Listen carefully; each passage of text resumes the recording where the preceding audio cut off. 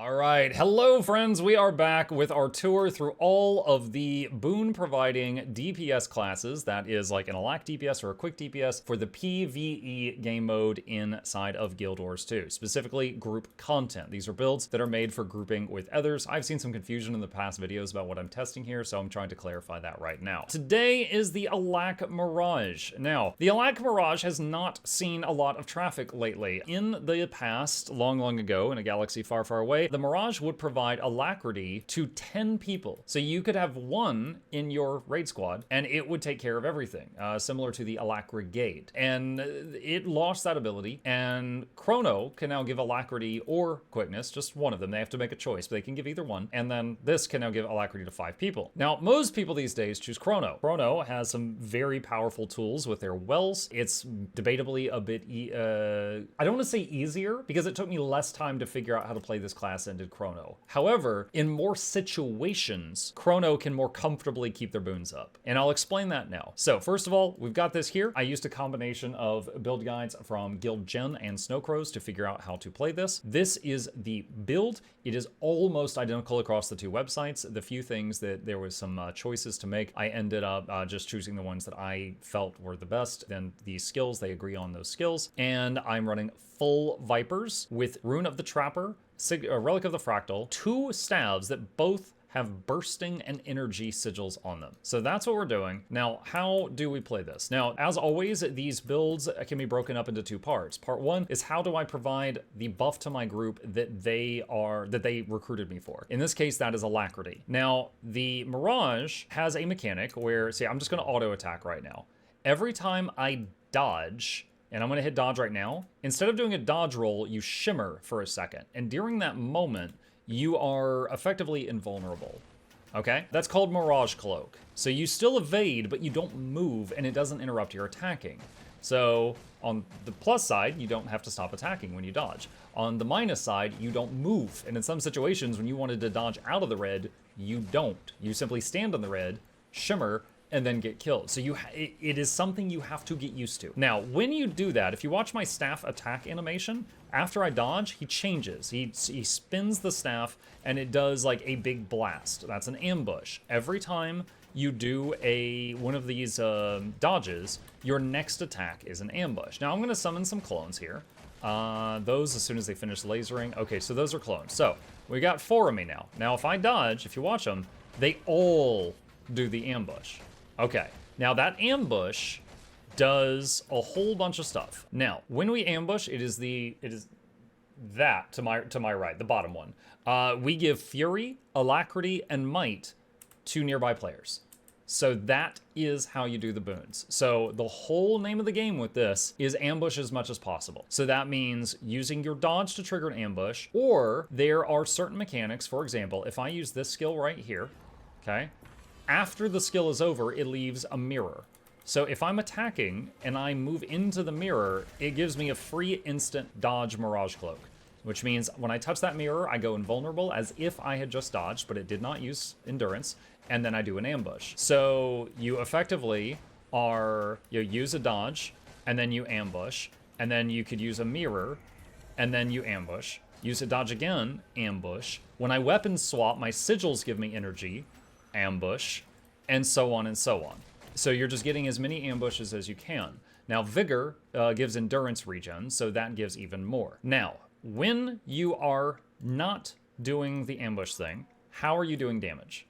Well, we are in Viper gear, so we're mostly doing condition damage, and staff does conditions on targets. Our clones do condition damage. Our F2 does a lot of condition damage, and we get a lot of bonuses because of our traits. When we have regeneration and vigor on ourselves, like vigor right here grants condition damage. So when your healer gives you vigor, you get more of that. There is also 2,000 years later. Oh, gain concentration and more expertise when you have regen. So regen and vigor on you actually give you flat stats. So those give you bonuses. So I used the console to give myself perma regen and vigor and quickness as if I had that from somebody else. You notice I did not give myself fury and might. And the reason for that you'll see in just a second. So I'm going to do my best to play this for just like a minute here. So going into the fight, I am just going to start with Chaos Armor. I'm going to do 3 and 2 to make clones. We're going to ambush.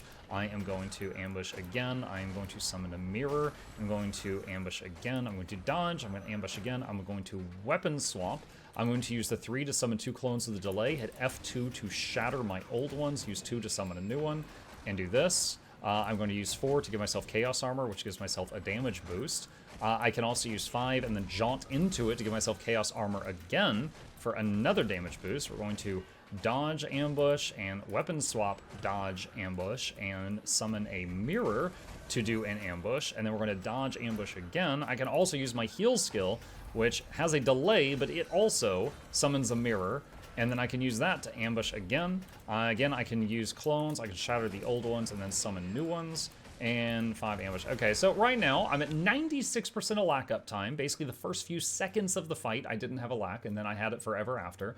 And then I had 22k DPS during that example. The highest I got was 23. So that is how the build generally works. Now, how did it feel in actual practice? First of all, again, if you look at the boons down here, this supplies a lot of might and fury in addition to the alacrity. So if you look, if I just start ambushing here and we're just looking at my boons right now, that might is stacking up real nice. Might is max, fury is max, and Alac is there.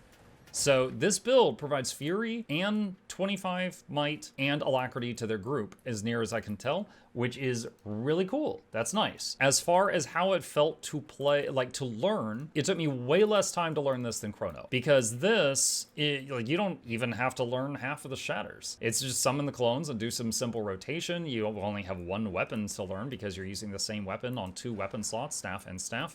So really easy to pick up, whereas Chrono, I felt like I had to learn how to play Guitar Hero in the bottom left corner with the shatter minigame in order to keep the boons up. However, in an actual fight, it didn't feel great. So anytime your target dies, or you swap to a new target or something, your clones disappear. So you had to make new clones.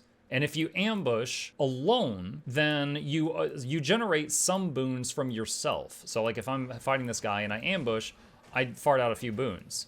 However, if I have a clone and then I ambush, we both do it. We both shoot out those boons.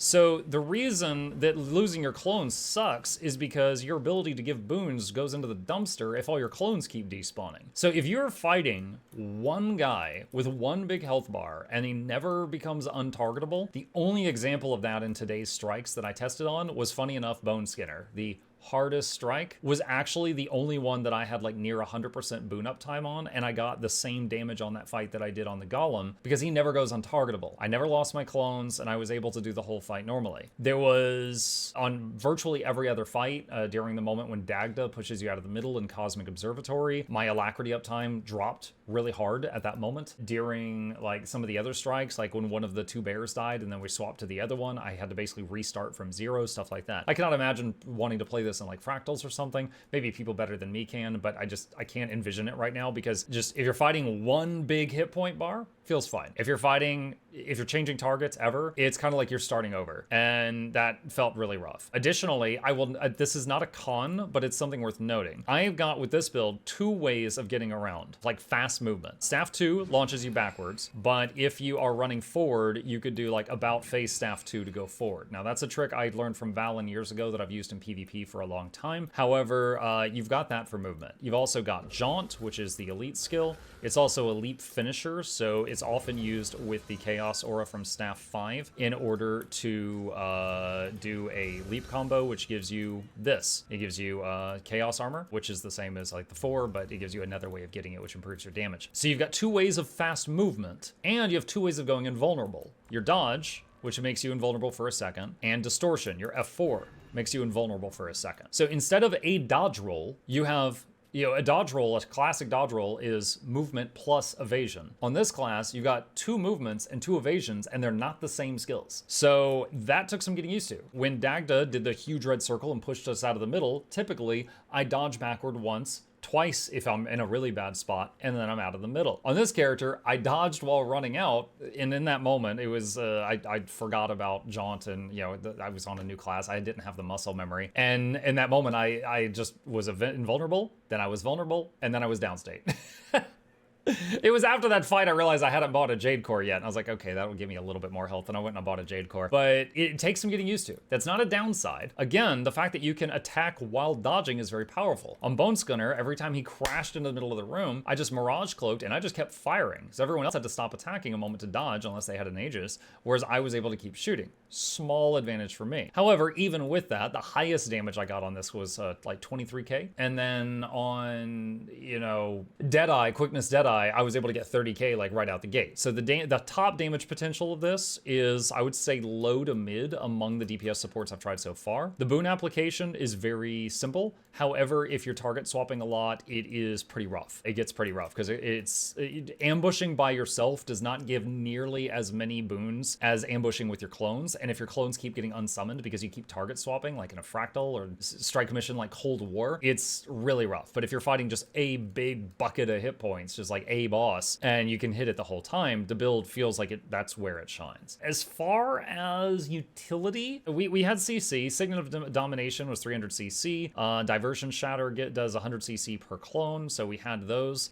Signet of Midnight was just giving us a damage buff. I really don't love Mirage Mirror. Mirage Mirror heals you, but it's over time, so it's like, I felt glassy, and the times I took a huge hit and I lived and I used Mirage Mirror, it would slowly heal me up. It felt like an eternity in combat, how long it takes to heal you. And yeah, that combined with the fact that it also summons a mirror, but that also takes like 6 weeks shipping.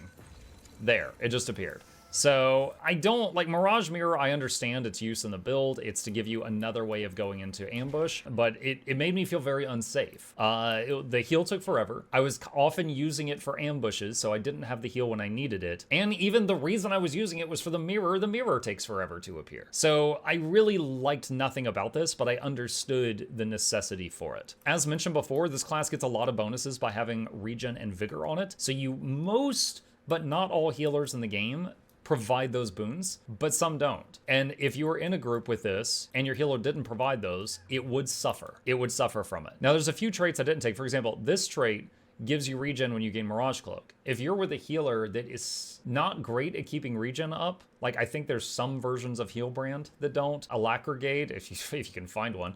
Well, no, you wouldn't be grouped with an Alacrity because this gives Alacrity, but that was an example of a healer that struggles to keep regen up. You could do this to bring your own regen and say, muck it, you know? Additionally, there's a few traits in here that I can't immediately recall that can help with vigor, but this is the loadout I think you would take if you're grouped with someone that can give you both of those boons and you don't have to do it yourself. I think that's about it. As I mentioned, not many people play this anymore. I found it in the legacy section on Snow Crows. There was still a guide for it on Guild Gen. It still works. As I showed you, I was able to keep up 100% Alacrity uptime and like 22 to 23k DPS, but I had to be on a target that was not moving all over the place and was not like constantly disappearing and reappearing, and then I would have to switch targets and stuff like that in order to replicate those numbers. If there was a lot of movement or a lot of ads or something like that, then the numbers would not be the same. Yeah, I think that's it.